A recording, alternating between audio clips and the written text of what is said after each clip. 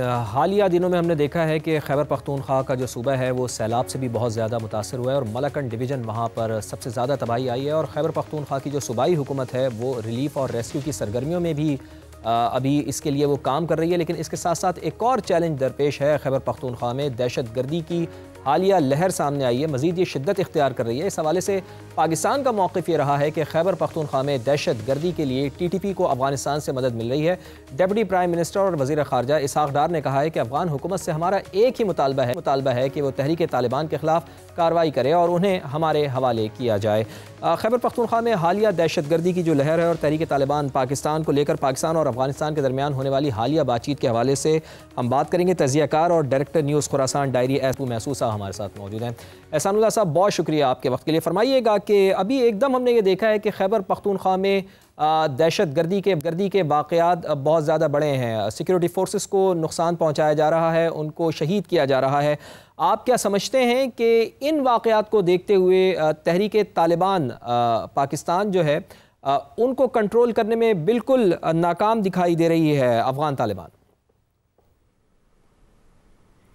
हाँ बिल्कुल, पाकिस्तानी हुकूमत की जानिब से चाहे ये हुकूमत हो या पिछली जो हुकूमत थी केयर टेकर, उस वक्त से भी यानी कोशिश की जा रही थी कि अफ़गान तालिबान को ये बात समझाई जा सके कि वहाँ पे जो कुछ ऐसे गिरोह हैं अस्करियत पसंद है, जिसमें सिर्फ ये नहीं कि अफ़गान तालिबान बल्कि अभी तो पाकिस्तानी गवर्नमेंट की तरफ से ऑफिशियली कहा भी गया कि जो बलोच आर्म सेपरेटिस्ट हैं BLA वगैरह के, वो भी अफ़गानिस्तान में उनकी मौजूदगी की इतलात हैं। और इसहाक़ डार साहब जब रिसेंटली गए थे, चाइनीज़ फॉरेन मिनिस्टर भी वहाँ पे थे, तो जो बयान आया पाकिस्तानी फॉरेन ऑफिस की तरफ से, तो वहाँ पे बाकायदा BLA का जिक्र हुआ है। तो मेरे ख्याल में कि ये काफ़ी सीरियस किस्म के वो है पाकिस्तान की तरफ से कंसर्न सिक्योरिटी के हवाले से। और हमने आप ही के शो में पिछली दफ़ा भी कहा था कि ये जो डिप्लोमेटिक इंगेजमेंट दोबारा से हो रही है अफगानिस्तान के साथ, तो इससे ज़्यादा एक्सपेक्टेशन नहीं रखनी चाहिए, क्योंकि पाकिस्तान का जो मेन कंसर्न है वो सिक्योरिटी का है। और सिक्योरिटी के हवाले से अफगान तालिबान ने अभी तक कोई ऐसा स्टेप नहीं उठाया कि जो पाकिस्तानी गवर्नमेंट के जो यहाँ पे है कंसर्न्स उसको एड्रेस किया जा सके। तो ये मेरे ख्याल में कि मजीद भी यहाँ पे हमारी सिक्योरिटी फोर्सेज या हुकूमत को ये चीज़ जहन में बिठानी चाहिए कि फ्यूचर में मजीद बड़े तर्ज के हमले हो सकते हैं। और वो हमले सिर्फ ये नहीं कि खैबर पख्तूनख्वा तक महदूद होंगे, बल्कि कुछ ऐसे भी इतलात हैं कि बलोचिस्तान में भी तहरीक तालिबान पाकिस्तान जो है उनकी तरफ से हमले, या बाकी जो मुल्क के बड़े शहर है वहाँ पे भी। और रिसेंटली कराची में भी हमने देखा है कि वहाँ पे भी मुसलसल पुलिस को टारगेट किया जा रहा है। वो टारगेटेड एसेसिनेशन की कार्रवाइयाँ हैं जो कि तहरीक तालिबान पाकिस्तान की तरफ से हो रही हैं। तो इंटरनली भी जो सिक्योरिटी का मैकेनिज्म है उस पर भी काम करना होगा। और अफगान तालिबान जो है, मुझे यानी मेरी नौन से इतनी एक्सपेक्टेशन है कि वो जो पाकिस्तान के कंसर्न्स उसको एड्रेस कर पाएंगे। एक बहुत अच्छी डेवलपमेंट ये हुई है कि पाकिस्तान ने पहली दफा बड़ा अहम नुक्ता है। एक तो इसके ऊपर भी रोशनी डालिएगा जो आप बता रहे हैं, और दूसरा अगर अफगान तालिबान TTP को कंट्रोल करने में नाकाम हो जाते हैं तो फिर पाकिस्तान के पास क्या ऑप्शंस बचते हैं?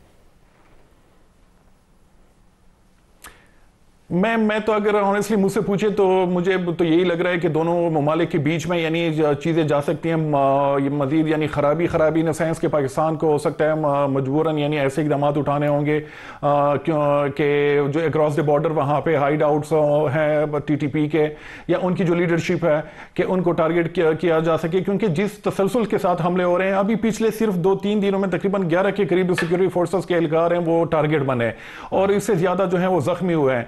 पुलिस वाले जो हैं वो रोजाना टारगेट होते हैं। और अभी एक नया पैटर्न हमने देखा है कि पहले तो ये था कि खुदकुश हमले IEDs वगैरह या थर्मल नाइट विजन जो स्नाइपर गन्स है उसका बहुत ज़्यादा इस्तेमाल हो रहा था। अभी ड्रोन हमले इतने शिद्दत और इजाफे के साथ हो रहे हैं पाकिस्तानी तालिबान के कुछ दड़े उनकी जानिब से कि वो हम देख रहे हैं कि डेली तकरीबन ड्रोन हमले हो रहे हैं। तो ये एक फुल फ्लेज इंसर्जेंसी जो है उनका पाकिस्तान सामना कर रहा है।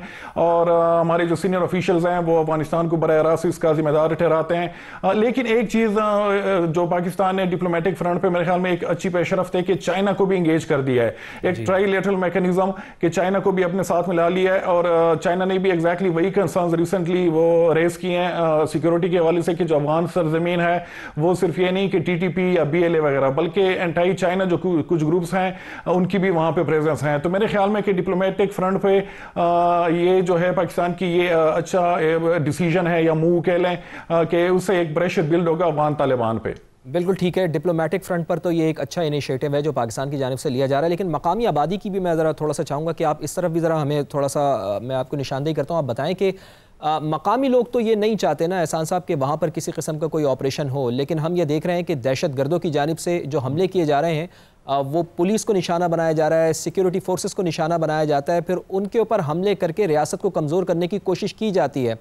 लेकिन आप क्या समझते हैं कि अब क्या इसका हल किसी किस्म के ऑपरेशन से ही है या इसका हल ऑपरेशन से मुमकिन नहीं है, इस वजह से जो मकामी लोग हैं वो ऑपरेशन ना करने की हिमायत करते हैं?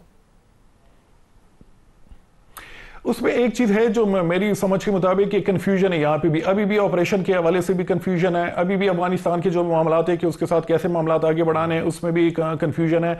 तो एक तो बहुत ज्यादा जरूरी है कि क्लैरिटी हो, और दूसरा ये कि लोकल लोगों को इंगेज करने की जरूरत है। वो प्रोविंशियल गवर्नमेंट जो है वो आपके यानी फेडरल गवर्नमेंट और प्रोविंशियल गवर्नमेंट के बीच में इतना रिफ्ट है कि वो ओपनली वो कह रहे हैं कि हम ऑपरेशन नहीं होने देंगे। तो यानी जब प्रोविंशियल गवर्नमेंट इस बात पर राजी ना हो तो उसके बाद ही फिर जो मकामी लोग हैं उन तक बात आती है, या जो मकामी मशरान है या जो वहां पे जिरगा है। तो मेरे ख्याल में कि एक तो प्रोविंशियल गवर्नमेंट और जो फेडरल गवर्नमेंट है उसके बीच में कोऑर्डिनेशन बहुत जरूरी है सिक्योरिटी के मामला पे, उस पर कोई कंप्रोमाइज नहीं होना चाहिए। और मकामी लोग, मैं एक मिसाल दूं कि कल भी यानी दीर में पाकिस्तानी तालिबान की तरफ से एक बड़ा हमला हुआ था एक सिक्योरिटी चेक पोस्ट पे, तो उसको यानी सिक्योरिटी फोर्सेस पुलिस के साथ मकामी लोगों ने मिलकर जो उस हमले को यानी तालिबान को भगाने पे मजबूर किया था। कि अगर कोई ऑपरेशन का फैसला हो तो सूबाई हुकूमत और मरकजी हुकूमत आपस में कोऑर्डिनेशन के साथ ये फैसला करे। केपी में दहशतगर्दी की हालिया लहर के मुतालिक आप एहसानुल्लाह साहब हमारे साथ मौजूद थे, बहुत बहुत शुक्रिया। पाकिस्तान का मौक़िफ़ ये रहा है कि खैबर पख्तूनख्वा में दहशतगर्दी के लिए TTP को अफगानिस्तान से मदद मिल रही है। डिप्टी प्राइम मिनिस्टर और वज़ीर ख़ारजा इसहाक़ डार ने कहा है कि अफगान हुकूमत से हमारा एक ही मुतालबा है कि वो तहरीक तालिबान के खिलाफ कार्रवाई करे और उन्हें हमारे हवाले किया जाए।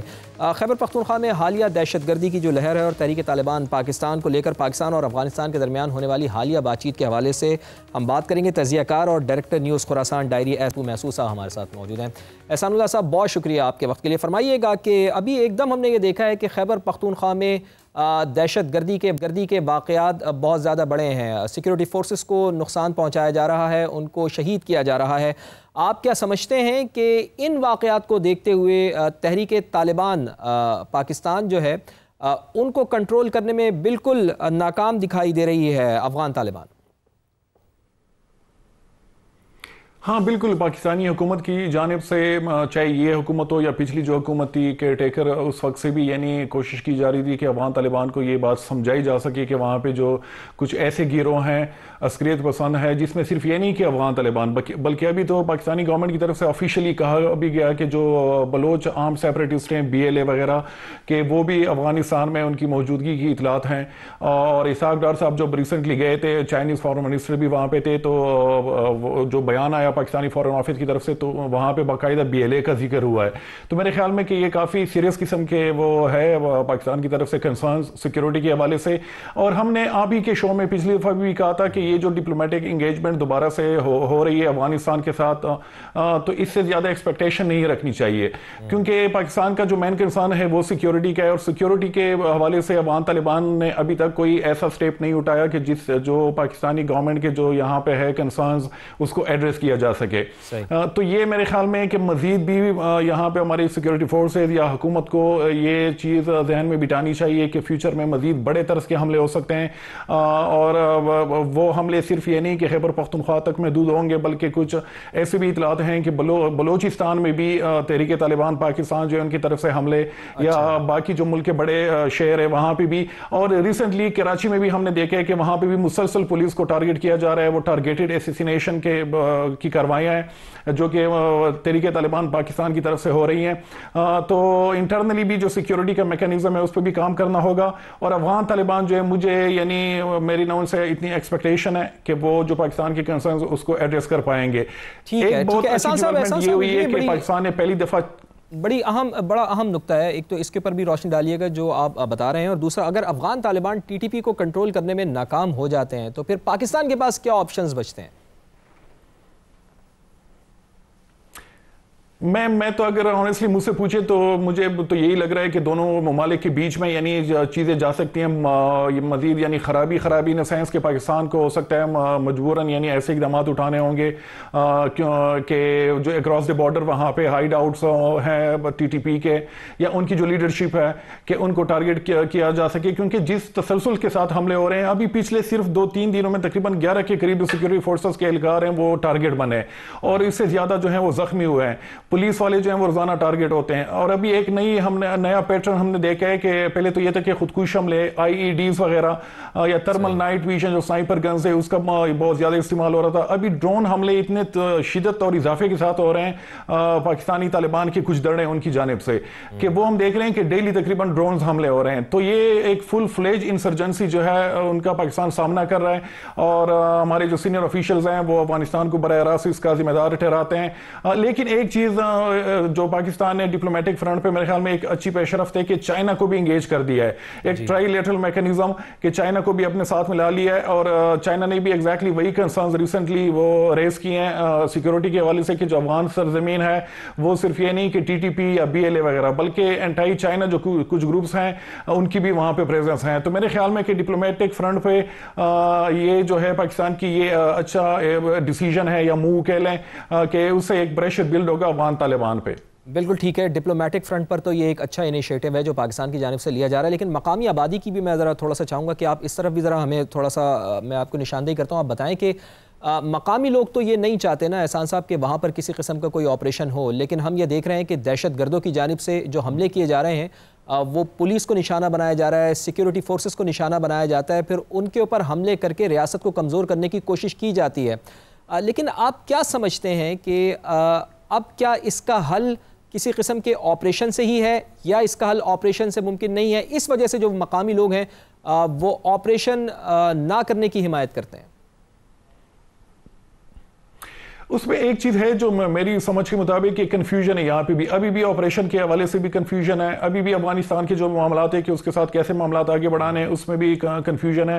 तो एक तो बहुत ज़्यादा ज़रूरी है कि क्लैरिटी हो और दूसरा ये कि लोकल लोगों को इंगेज करने की ज़रूरत है। वो प्रोविंशियल गवर्नमेंट जो है वो आपके यानी फेडरल गवर्नमेंट और प्रोविंशियल गवर्नमेंट के बीच में इतना रिफ्ट है कि वो ओपनली वो कह रहे हैं कि हम ऑपरेशन नहीं होने देंगे। तो यानी जब प्रोविंशियल गवर्नमेंट इस बात पर राजी ना हो तो उसके बाद ही फिर जो मकामी लोग हैं उन तक बात आती है या जो मकामी मशरान है या जो वहाँ पे जिरगा है। तो मेरे ख्याल में कि एक तो प्रोविंशियल गवर्नमेंट और जो फेडरल गवर्नमेंट है उसके बीच में कोऑर्डिनेशन बहुत ज़रूरी है सिक्योरिटी के मामलात पे, उस पर कोई कंप्रोमाइज़ नहीं होना चाहिए। और मकामी लोग, मैं एक मिसाल दूं कि कल भी यानी दीर में पाकिस्तानी तालिबान की तरफ से एक बड़ा हमला हुआ था एक सिक्योरिटी चेक पोस्ट पे, तो उसको यानी सिक्योरिटी फोर्सेस पुलिस के साथ मकामी लोगों ने मिल के जो उस हमले को यानी तालिबान को भगाने पर मजबूर किया था। कि अगर कोई ऑपरेशन का फैसला हो तो सूबाई हुकूमत और मरकजी हुकूमत आपस में कोऑर्डिनेशन के साथ ये फैसला करे। KP में दहशतगर्दी की हालिया लहर के मुतालिक आप एहसानुल्लाह साहब हमारे साथ मौजूद थे, बहुत बहुत शुक्रिया।